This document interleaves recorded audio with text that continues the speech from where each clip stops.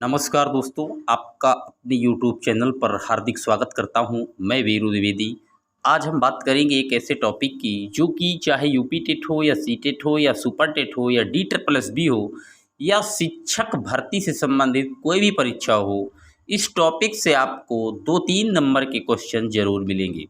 पहले हम टॉपिक को थोड़ा थ्योरी में समझेंगे, उसके बाद इसके लगभग 30 से 35 प्रैक्टिस सेट सॉल्व करेंगे। वीडियो थोड़ा बड़ा ज़रूर होगा डियर, लेकिन आपको यहाँ से ज्ञान भरपूर मिलेगा, ये वादा है मेरा। जितने भी लोग चैनल पर पहली बार विजिट कर रहे हैं, चैनल को सब्सक्राइब करें, वीडियो को लाइक और शेयर करना ना भूलें। तो आइए शुरू करते हैं।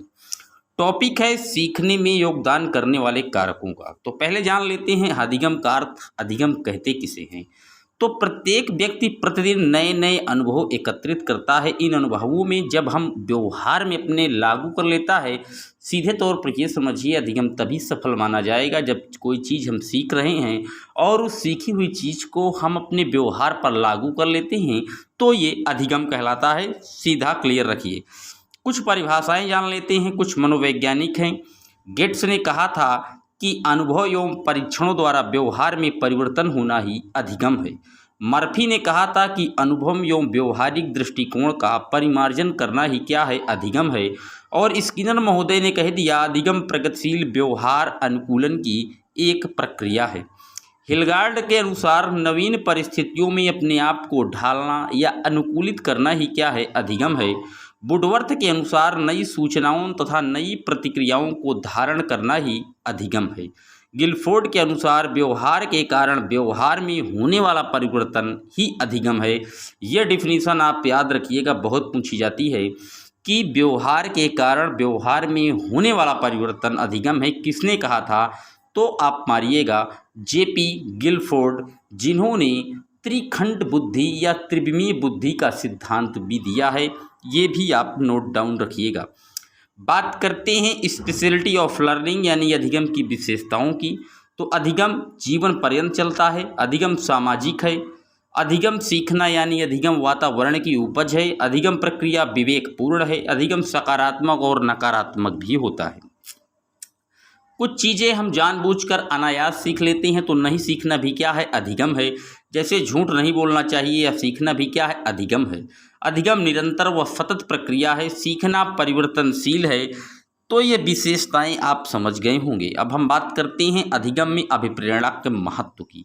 तो अधिगम में जो अभिप्रेरणा है, अधिगम छात्रों में उत्सुकता या जिज्ञासा उत्पन्न करती है। यह छात्रों में नैतिक मूल्यों का विकास करती है। यह छात्रों को लक्ष्य तक ले जाती है।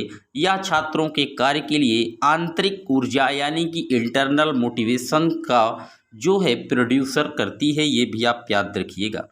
बात करते हैं अगले टॉपिक की। अधिगम के लिए छात्रों में अभिप्रेरणा बनाए रखने के लिए महत्वपूर्ण सुझाव कौन कौन से हैं? तो छात्रों के मध्य प्रतियोगिता, वाद विवाद, खेल इत्यादि का आयोजन होना चाहिए। विद्यालय में पाए जाने वाले विषय की उपयोगिता हो, जो पढ़ाया जाए उसकी क्या हो, उसका यूज हो हमारे दैनिक जीवन में, ये बहुत ज़रूरी है। छात्रों को दिया जाने वाला पुनर्बलन, जिसके अंतर्गत पुरस्कार, दंड, प्रशंसा तथा निंदा इत्यादि आता है, ये भी आप याद रखिएगा। अब बात करते हैं अधिगम में योगदान देने वाले कारकों की। तो व्यक्तिगत कारक भी हैं और पर्यावरणीय कारक भी हैं। व्यक्तिगत कारक में जैसे अनुशासन है। अनुशासन की शुरुआत छात्र जीवन से ही हो जाती है। अगर छात्र अनुशासित होंगे तो वे पढ़ाई के प्रति संवेदनशील होंगे तथा अपना हर कार्य एक नियम के अनुरूप करेंगे। अनुशासित बालक विद्यालय का कार्य, होमवर्क तथा अन्य कार्यों के प्रति सजग होता है। बुद्धि या सोचने की प्रक्रिया का अभिन्न अंग है। यह बालकों में खोजी दृष्टिकोण की मानसिकता को बढ़ाती है। ये भी आप याद रखिएगा। कहीं कहीं पूछ लेता है कि बुद्धि की शब्द की बात सबसे पहले किसने की थी? तो 1885 में फ्रांसिस गाल्टन ने की थी, जो कि सुजनन शास्त्र के भी जनक माने जाते हैं। बुद्धि एक अमूर्त है जिसको हम देख नहीं सकते। बात करते हैं अपने पर्यावरणीय कारक की। तो पर्यावरणीय जो कारक है, पर्यावरण का प्रभाव सीखने की प्रक्रिया में वातावरण का अधिक महत्व है।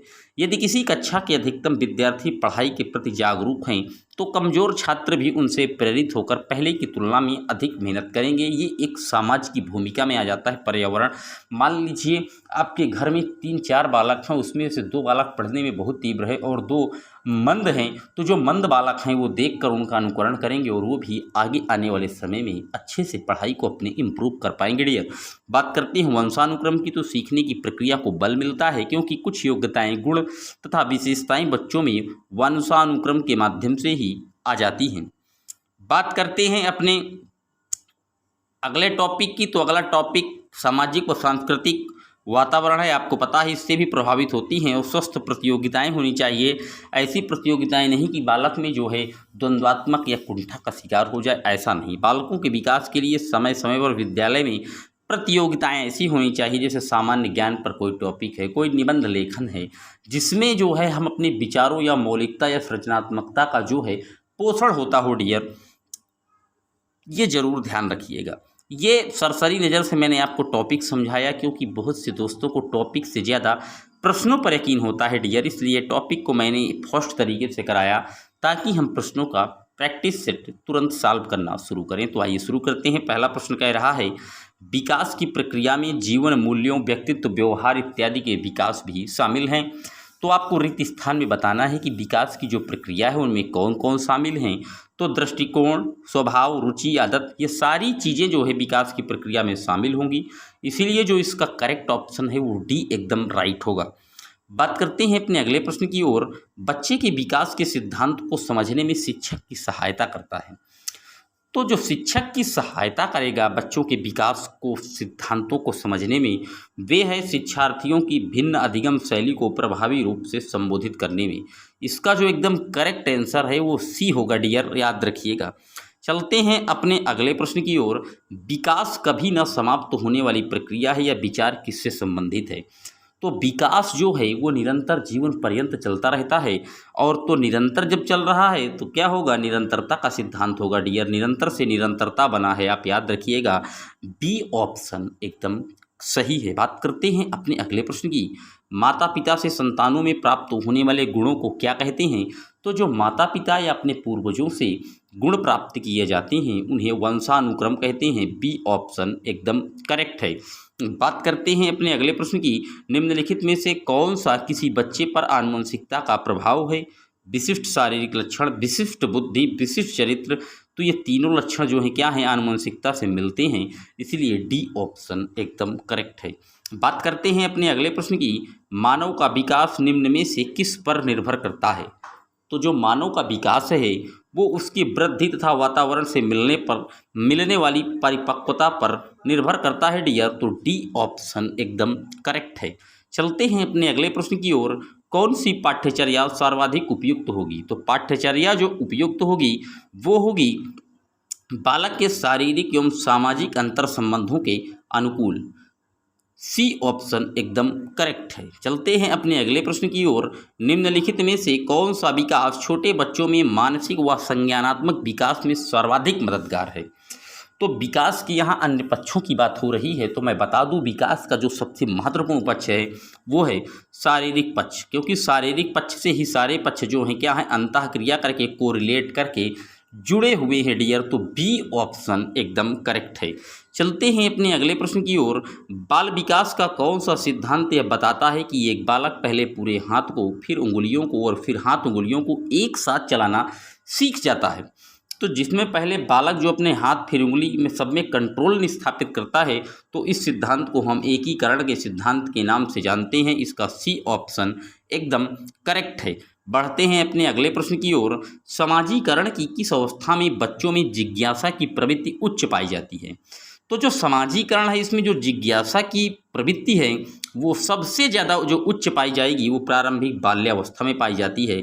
सी ऑप्शन एकदम करेक्ट है। वातावरण के अनुसार स्वयं को ढालना क्या कहलाता है।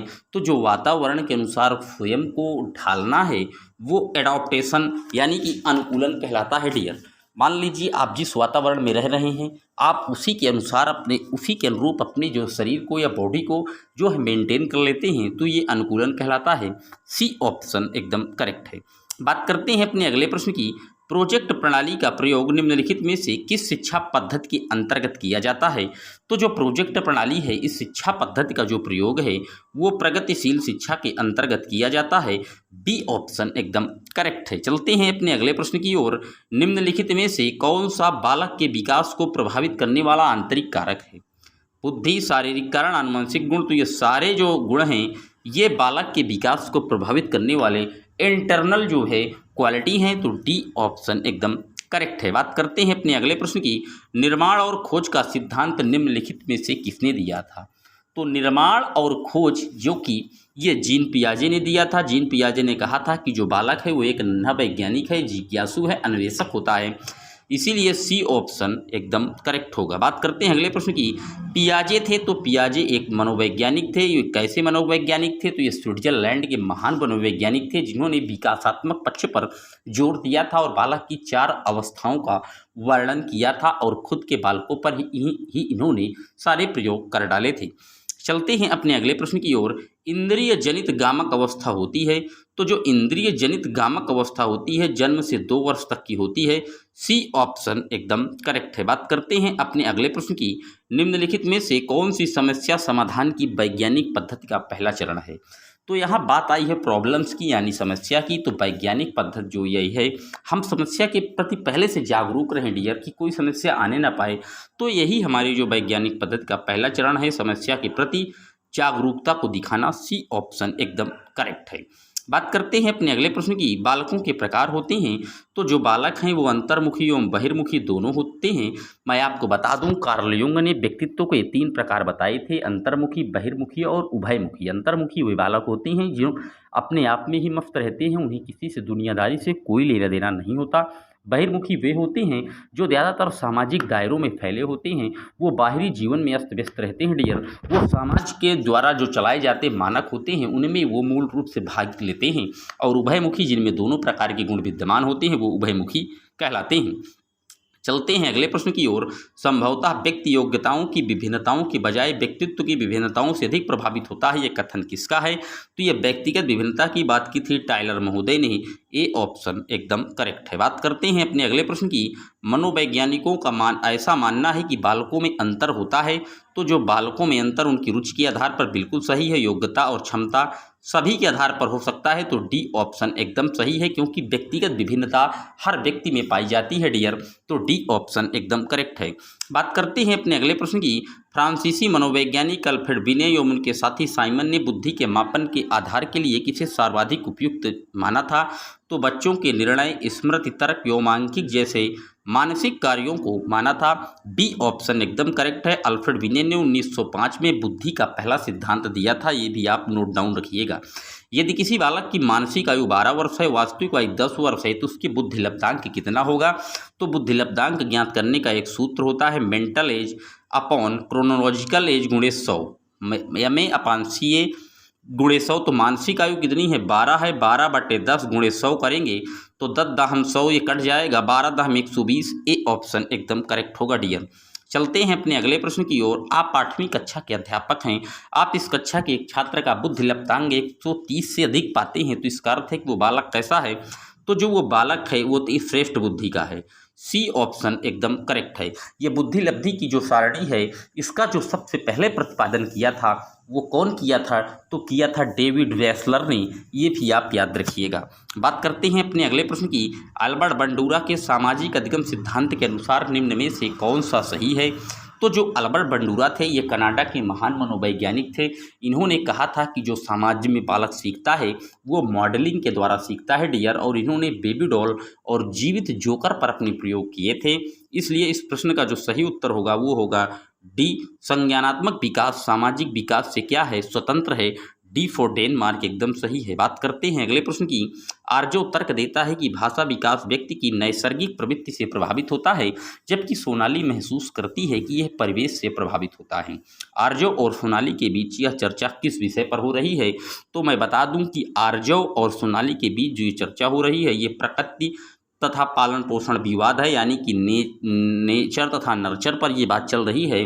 तो डी ऑप्शन एकदम करेक्ट है। बात करते हैं अपने अगले प्रश्न की।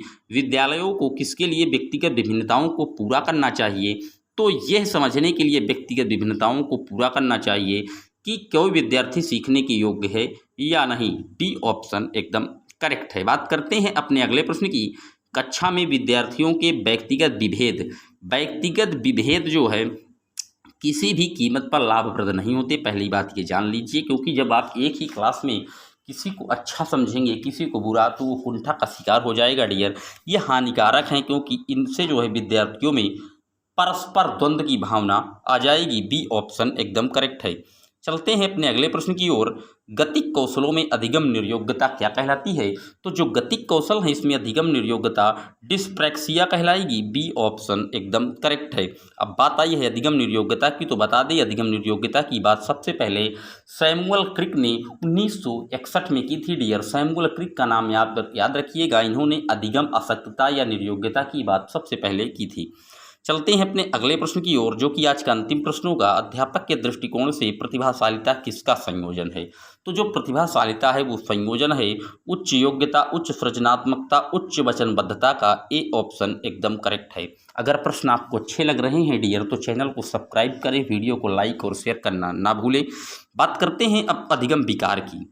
तो अधिगम विकार जो पठन विकार है इसको हम डिसलेक्सिया और अलेक्सिया के नाम से भी जानते हैं। अगर वाक विकार की बात पूछी जाए तो डिस्फेजिया या एफेजिया भी कहते हैं डियर, याद रखिएगा। अगर पूछ लेता है डिसकैलकुलिया तो ये जो है तुरंत बता दीजिएगा कि ये गणितीय संबंधी जो है विकार है डियर। जैसे ग्राफिकल, लेक्सिकल, वर्बल में दिक्कत आ जाती है। चित्र संबंधी विकार को डिस्प्रैक्सिया तथा अप्रैक्सिया के नाम से भी जानते हैं। अगर वर्तनी संबंधी विकार है तो डिसऑर्थोग्राफिया होगा। गति कौशल विकृति है तो डिस्प्रेजिया, और कम आयु में जब वृद्धावस्था के लक्षण दिखने लगे तो समझ जाइए कि ये प्रोजेरिया से ग्रसित है।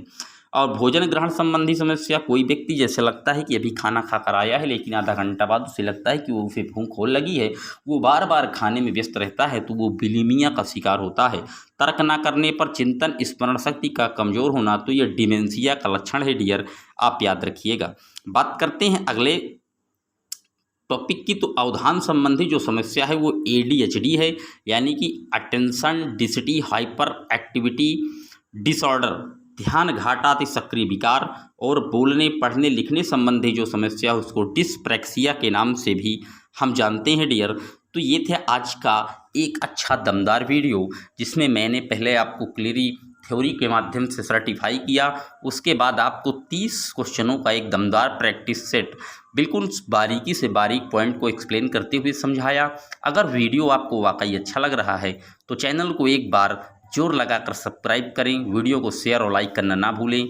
मिलते हैं जल्द ही आपसे एक और वीडियो में, तब तक के लिए जय हिंद, जय Bharat. Thanks for watching my video.